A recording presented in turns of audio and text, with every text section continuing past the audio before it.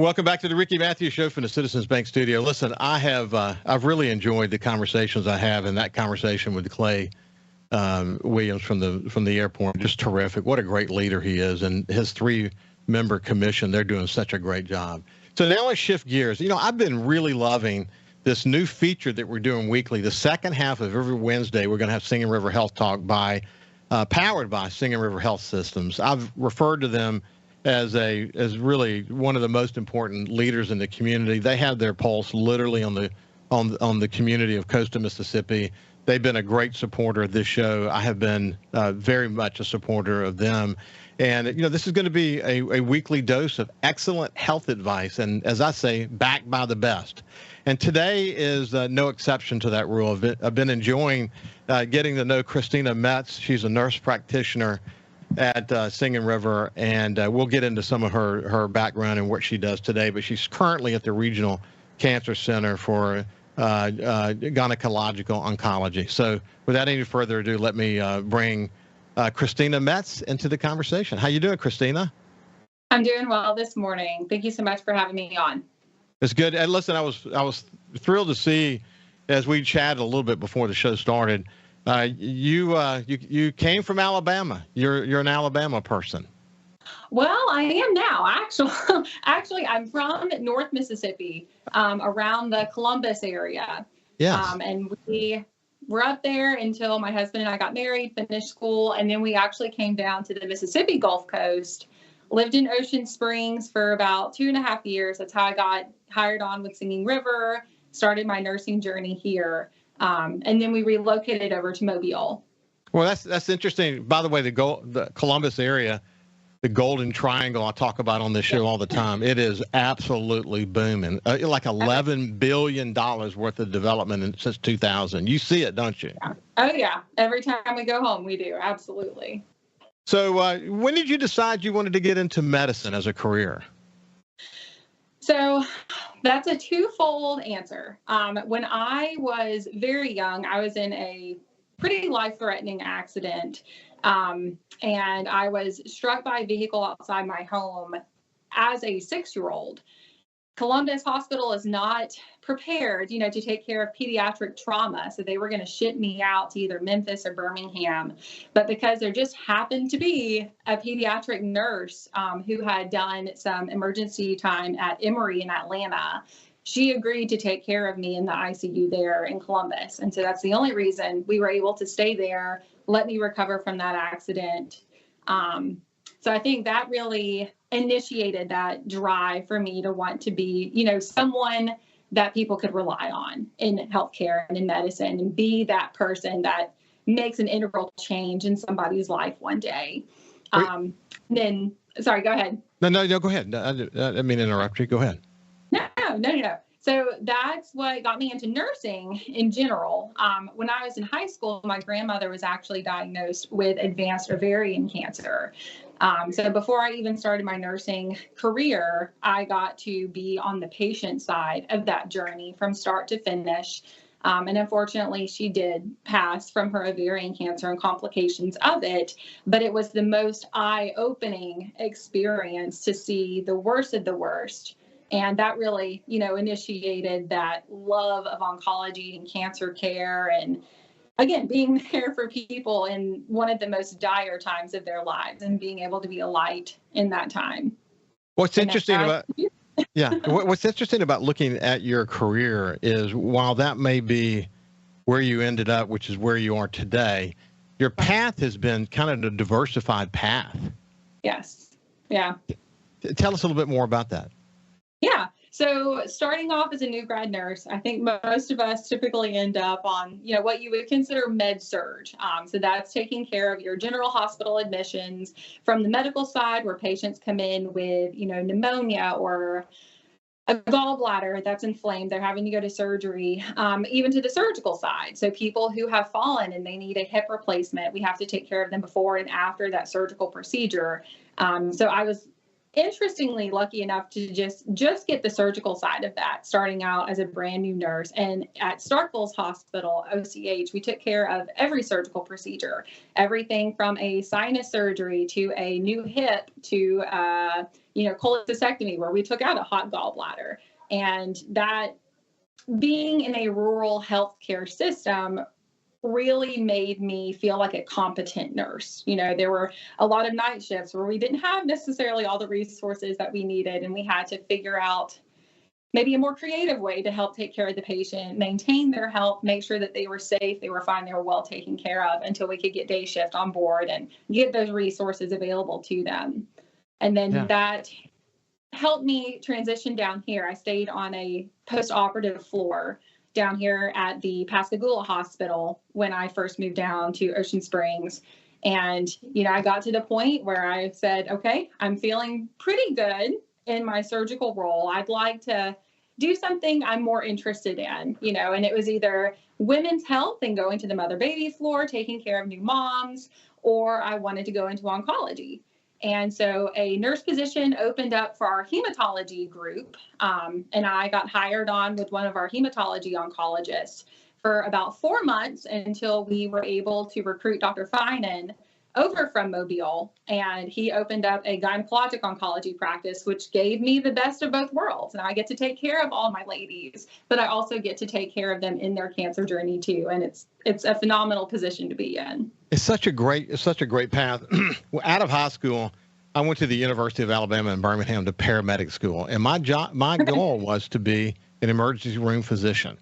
So I became a paramedic. I was in pre-med. Along the way, I realized it wasn't really fit for my personality, and I decided to change my major, went on to get an MBA, went into the publishing business, and the rest is kind of history. But I draw on that medical experience often. I mean, that's a show in and of itself. But one of the things that I think Mississippi was smart about, the emergence of nurse practitioners and the role they play in helping with patient care, is monumentally important to the challenges that a state like Mississippi has, especially in rural areas. You've seen that front and center, haven't you? Absolutely. Absolutely. And you see that across the country. That's one of the things that we look at when we enter the nurse practitioner program, at the various universities, is you look at the benefit of having nurse practitioners on board in all of the rural areas. You think about the Midwest and all of the farming and ranching country, and how much population is there is not, calling for so many providers, but even the population they have, there might be one physician in an incredibly large area. There's no way that they're accessible for patients. So I feel like having our mid-level providers, nurse practitioners, and physician assistants has really opened up accessibility and taking down that barrier that a lot of patients face. Hey, tell me about the gynecological oncology practice that you're part of. Yeah. So our practice is very small. We just have Dr. Michael Finan at the Pascagoula location for the cancer centers with Singing River. We do have 3 separate offices for the cancer center, one in Gulfport at the Old Garden Park Hospital, now Singing River Gulfport, at Ocean Springs, and then here in Pascagoula. His office is just here in Pascagoula. And so now it is just him and I, and we have a medical nurse, to help us with our patient care and communication.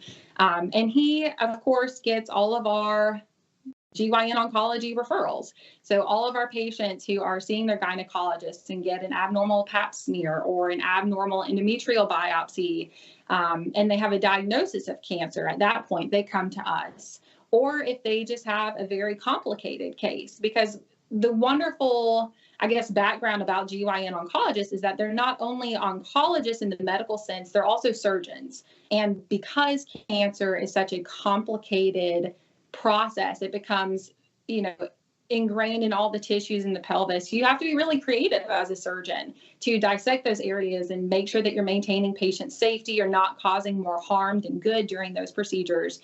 So when you have patients who have had a lot of adhesive disease in their pelvis from maybe multiple surgeries or endometriosis, even something just like a large ovarian cyst that looks benign can be really complicated for an OBGYN to go in and perform. So we do get some benign referrals too. Well, it's interesting, and it is. People say this a lot, but to be a great surgeon, there's a creative side to the conversation. Absolutely. It's not just a mechanical conversation. It's right. There's a little bit of gut, there's a lot of experience, there's a lot of skill, And then the other thing is you've got so much advanced technology available to you now, don't you? Oh, absolutely. Absolutely. And it changes, every 4 or 5 years, we get new technology that these doctors are having to learn and utilize. And I know, initially, like when the Da Vinci robot came out, Dr. Feynman was on the forefront of that.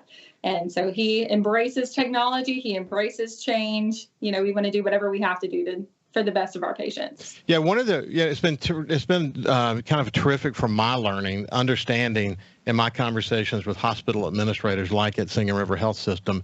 In order to stay relevant, you have to be willing to invest tens of millions of dollars in advanced technology because the stuff is changing so rapidly.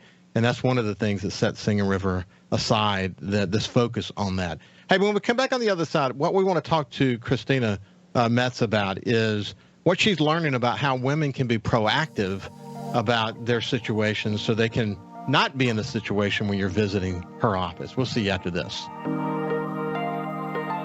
Welcome back to the Ricky Matthews Show and to Singing River Health Talk, powered by Singing River Health System. Thrilled to have it on the second half of every Wednesday show from this point forward. And today we're visiting with Christina Metz, who is a nurse practitioner, and she works in the gynecological oncology practice at Singing River Health System. And we're just talking about what she's done. It's really cool to hear her story, how she's kind of built these competencies and landed in a place because of her grandmother's illness, landed in a place where she believes she can make a difference. And it's just, again, I can tell from hearing you talk, Christina, we talked a little bit during the break, but you're a really, really good communicator. And you can tell when someone loves what they do, and you genuinely are passionate about what you do, aren't you? Absolutely. No, I was told a very long time ago that if you're going to work every day and it's a chore, you're not what you need to be. And I really do look forward to coming and seeing our patients every day. Yeah, you can tell. You can tell. So let's do this. Let's shift gears slightly. And for women who are, contemplating their health, maybe some have been to the doctor and they're worried a little bit about the advice they got, or maybe they haven't been in a while and they haven't gotten a pap smear in a while, and all the other sort of proactive measures they can take to make sure that their health stays at the forefront. What advice do you give women just generally about this? So you're going to get me on my soapbox because I love this part of everything in patient education. So women in general, I think we have a bad reputation of pushing things off, right? A lot of us from a very young age have a very heavy load of stressors, caring for family, caring for parents, taking a lot of responsibility and putting our health on the back burner and not doing everything we need to do to be proactive about health. And I know I'm just as guilty as anybody else about that. So what can we do to maintain our health as a woman? The first thing that we talk to our patients about is cancer screening and appropriate cancer screening. So the United States has the U.S. Preventative Services Task Force that puts out updated recommended guidelines for cancer screening.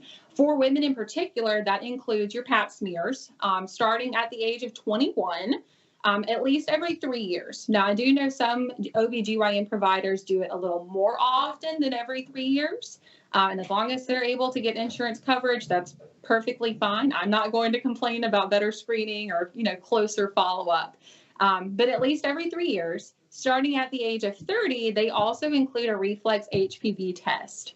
HPV has become a very strong word in the OBGYN community, and I think in the pediatrician community too. So human papillomavirus, we've found that it is incredibly common. Over 80% of the adult population in the United States has HPV. And it is a sexually transmitted virus. I think the reason we were able to skate over it for so long is it behaves very similarly to like the chickenpox virus, right? You contract chickenpox as a child and we get over it. Everything's perfectly fine. But you actually have this virus that finds a dermatome, a large nerve in your body, lays dormant until your immune system becomes compromised, and then it can reappear as shingles. So HPV behaves incredibly similar to that. You contract it through sexual interaction, whether that is through the mucous membranes on your bottom or your mouth, because it's from any sexual contact, and it lays dormant until your immune system suffers, and then it can create precancerous lesions. So that has been linked specifically to cervical cancer, which is what we're checking for with the pap smear, cervical disease, along with vaginal and vulvar cancers and several head and neck cancers, as well as anal cancer. So HPV is a big thing we like to educate our patients on and make sure that our kids are getting vaccinated for it. The vaccine's been out for over almost 20 years. Next year will be 20 years the HPV vaccine has been out. And that is something else we can be proactive about for more than just us. You know, it's recommended for everybody from the ages of 9 to 26. So if you're a young female, you haven't started your, pap smears or anything, jump on that. Go ahead and catch up with what's recommended for cancer screening. But go ahead and talk to your doctor about also getting the HPV vaccine if you have not already. Or if you have young kids, make sure that that is on your radar. The Gardasil vaccine is not required for CDC school attendance. So some of our kids are missing it, but we want to make sure that everyone's getting vaccinated against HPV. So pap smears for cervical cancer screening, as well as mammograms. Within the last 5 years, the recommendation has actually changed. It used to be starting at the age of 50. We're now recommending to start annual mammograms at the age of 40 because we have seen an increase in the young population getting diagnosed with breast cancer. And even if you have a strong family history, such as a mother, sister, child who has been diagnosed with breast cancer, we actually recommend starting it in your 30s, at least for a screening mammogram, and then continuing on from there. Wow. Yeah, we've learned a lot about prevention. Absolutely. And just maintaining contact with your gynecologist. It's been a long battle for us, in the GYN oncology community, that we see patients who got finished having their children or started going through menopausal changes and they stopped seeing their gynecologist. But there's so many benefits that your gynecologist can serve, and other problems, perimenopausal symptoms that your gynecologist can help you through. So don't stop seeing your gynecologist, and absolutely be your own health advocate. If you feel like something is abnormal, don't do what we typically do and push it off to the back burner. Make sure you're getting it seen about and you're taking care of things. Well, Christina Metz, nurse practitioner from the gynecological oncology practice at Singing River Health System. Thank you so much for spending some time with me. Absolutely. Thank you so much for letting me talk about what I love. You're a passionate advocate for sure. This has been Singing River Health Talk. Look, have a great day, and we will see you tomorrow. All right. Thank you.